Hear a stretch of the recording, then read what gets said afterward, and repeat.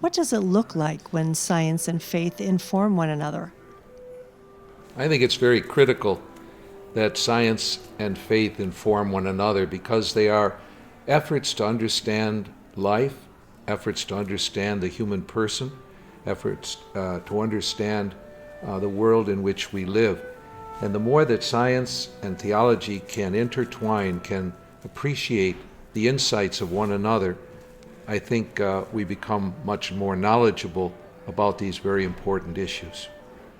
What would you say are two of the most pressing scientific issues facing the church today?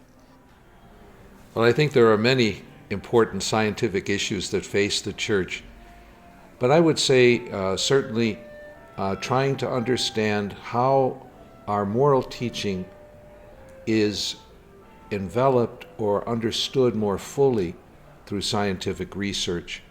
You know, we speak often about ethics, we speak often about moral teaching, but science has an opportunity to help us to delve deeply into human life, into the world in which we live, and to help understand a little more clearly what are the purposes of life, what is the meaning of life, who am I, where am I come from, where am I going, what is the best way to live my life.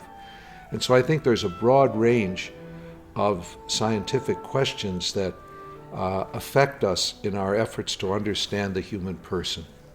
Bishop Kikanis, in what way might a fuller understanding of social and natural sciences influence how seminarians link contemporary matters, such things as climate change or poverty, evolution or human development, with the day-to-day concerns of our faith?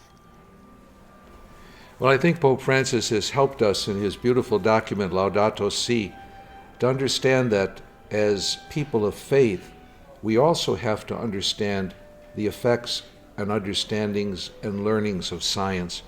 And so I think for seminarians, it's absolutely critical that they have a deeper sense of the teaching of science, of the insights of science, of the learnings that we can understand through science, so that it can help our efforts to try to bring the faith into the meaning of people's lives, into the directions of people's lives.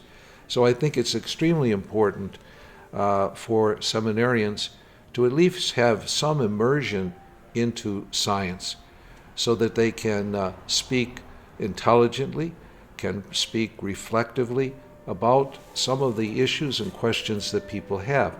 Of course, our world is developing so quickly, so rapidly, and technology is developing so rapidly that it's important that seminarians not shun those learnings, not avoid those learnings, but try to inculcate them into their teaching and their preaching.